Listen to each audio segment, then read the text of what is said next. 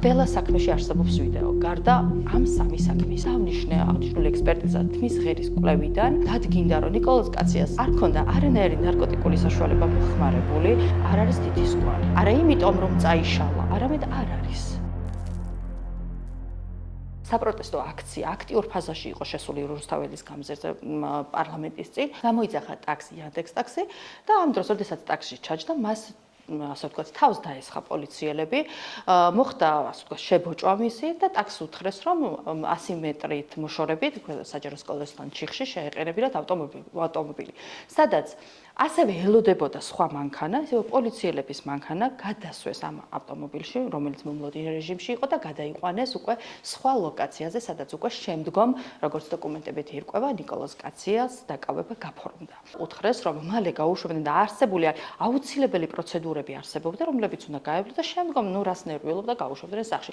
ამასობაში, როგორც ნიკოლოზმა არაერთხელ განაცხადა უკვე სასამართლოზე, აყენებდნენ სიტყვიერ შეურაცხყოფას, ფიზიკურად ნიშნებზე უკეთებდნენ აქცენტს, მასხარა, რიჟიკა ამ ფორმით გამოიყენებოდა მის მიმართ, რაც მოგეხსენებათ, რომ ეს დამამცირებელი დამოკიდებულება გარკვეულწილად ადამიანზე ფსიქოლოგიურ გავლენასაც ახდენს. ვთხოვე კიდევ უფრო დაწვრილებით მოეყოლა და მიყვება, რომ ეცი რა არის ნინო, რაღაც პარკებზე მომაწერინეს ხელი. რა თქმა უნდა, ნიკოლოზ კაციამ არ იცის რა არის ეს რაღაც პარკი, მაგრამ უკვე როდესაც ავახწერინე თუ რა პარკს გულისხმობდა, რა ფორმა ქონდა თუ არა გამოსახულება, უკვე მე მივხვდი, რომ ეს იყო სპეცპაკეტები, რომელშიც უკვე საგამოძიებო მოქმედებისას თუ რაიმე უკანონო ნივთის მოპოვება ხდება, ან რაიმე მტკიცებულების მოპოვება, იდება ამ პაკეტში, ხდება მისი დალუქვა და შემდგომ მტკიცებულებად გამოყენება.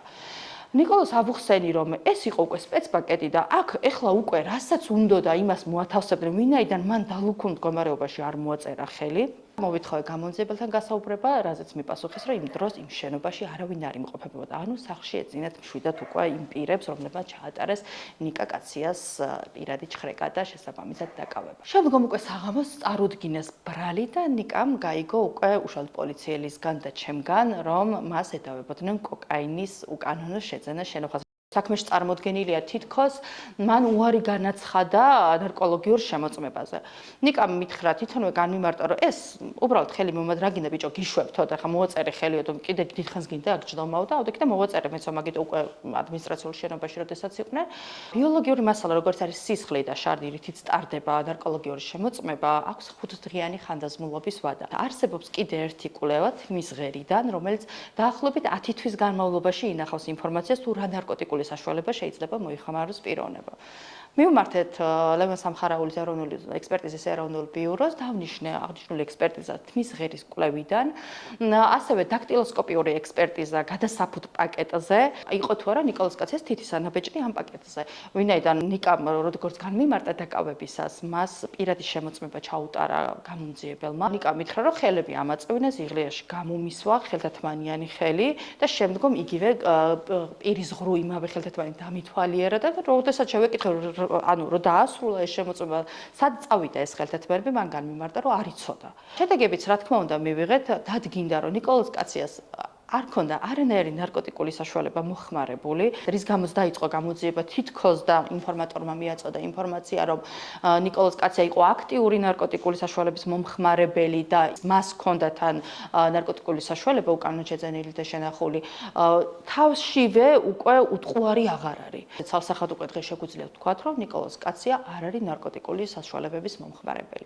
რაც შეეხება დაქტილოსკოპიურ ექსპერტიზას. ექსპერტიზით დადგინდა, რომ გადასაფუთ პაკეტზე სადაც ბიოლოგიური მასალა არსებობს, არ არის თითისკვალი. არა იმიტომ, რომ წაიშალა, არამედ არ არის. დღეს მდგომარეობით მოგეხსენებათ, რომ არსებითი განხილვა მიდის უკვე ნიკა კაციას საქმეზე და სწორედ ის გამომძიებლები, სწორედ ის პოლიციელები, ვიზეც ნიკა მიუთითებდა, რომ უკანონო ქმედება ჩაიდინეს და მოხდა მტკიცებულებების ფალსიფიკაცია კერძოდ, მოაწერინეს ხელი მოტყუებით, ნარკოტიკული საშუალება ეს კოკაინი რაც იყო, არ ეკუთვნოდა ნიკოლოზ კაციას და შესაბამისად მოგვიანებით მოხდა იმ სპეცპაკეტებში მოთავსება, რომელზეც ნიკამ განმიმარტა, რომ ხელი მოაწერა ცარიელ სპეცპაკეტებს.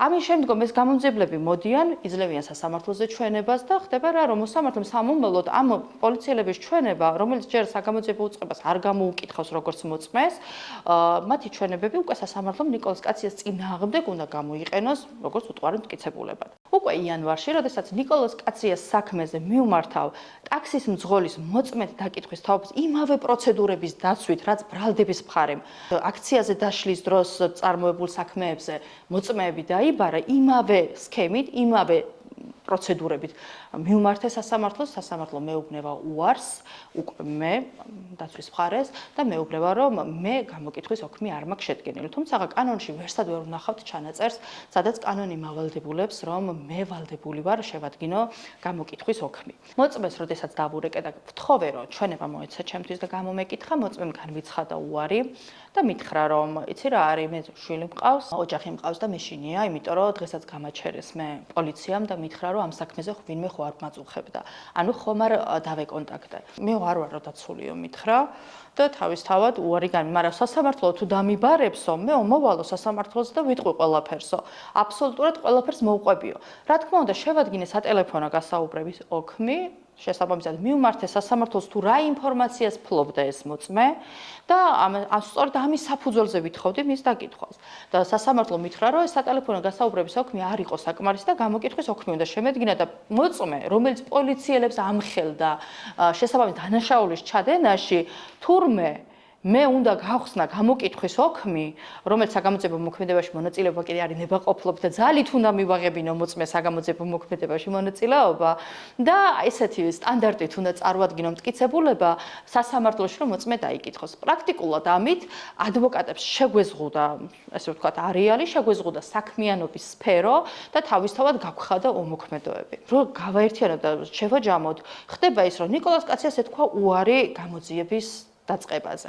განხორციელდა არაერთი ქმედება, რომელიც მიუთით ეს იყო არაადამიანური მოპყრობა, დამამცირებელი მოპყრობა, ეს იყო მტკიცებულებების ფალსიფიკაცია და საერთო ჯამში დღეს მე და ნიკოლოზ კაცია ვზივართ სასამართლოში და ველოდებით სამართლიან გადაწყვეტილებას. გიორგი ახობაძე, თედო აბრამოვი და ნიკოლოზ კაცია. დავინტერესდი თუ რა საერთო ჰქონდათ იმ ღამით დაკავებულ პირებს ერთმანეთთან. პირველი რაც იყო, ყველა იყო აქციაზე ან მიმავალი, ან უკან ბრუნდებოდა. ან პირდაპირ კავშირში იყო აქციებთან. მეორე საკითხი, სამივე საქმეზე იყო თანმიმდევრული ნომრები. სამივე პირს რატომღაც ესე აღმოაჩნდა ნარკოტიკული საშუალება.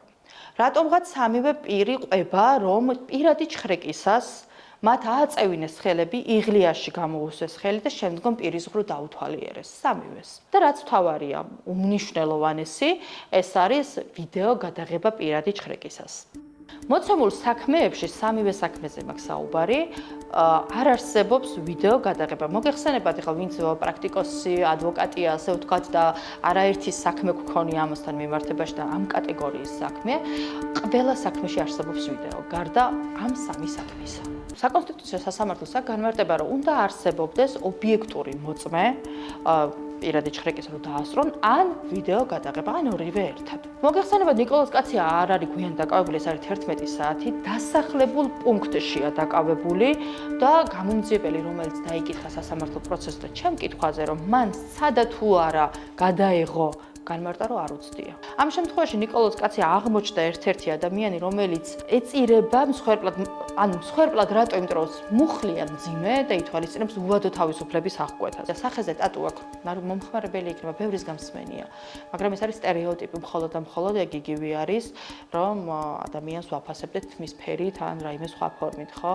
ამ შემთხვევაში, იმიტომ რომ სახეზე ტატუ აქვს და იმიტომ რომ ბევრი ტატუები აქვს, არ შეიძლება მივიჩნიოთ ნარკო დამნაშავედ, ხო? ამიტომ არის ძალიან მნიშვნელოვანი საზოგადოების სწორი მიდგომაც, რომ სწორი სამართლებრივი შეფასება მიეცეს და ყველას გქონდეს მოლოდინი, რომ თუ სასამართლომ არასწორი გადაწყვეტილება მიიღო, საზოგადოებას ექნება ადეკვატური რეაქცია უსამართლობასთან მიმართებაში, არა ნიკოლოზ კაციასთან, უსამართლობასთან მიმართებაში. ნიკოლოზ კაცია ერთ-ერთი პიროვნებაა. შეიძლება ხვალ ნებისმიერი იყოს მის ადგილზე. როგორც ადვოკატსაც მე ჩემი პოზიცია მაქვს ის, რომ ჩემი ყოველი საქმე არა აქვს მნიშვნელობას პოლიტიკური მოტივით არის თუ არ არის, როდესაც ვხედავ, რომ ირღვევა უფლება, აქ ბრალდებულის უფლება, ზოგადად ბრალდებულის უფლება, სახელდაგვარს მნიშვნელობა არ აქვს. იქ შეიძლება ნებისმიერი ჩვენი ძალიან ახლობელი ადამიანი აღმოჩნდეს და იგივე ფორმით დაირღვეს მისი უფლება. შეიძლება მოსამართლის ახლობელიც აღმოჩნდეს, მაგრამ იმისი არ დაირღვა.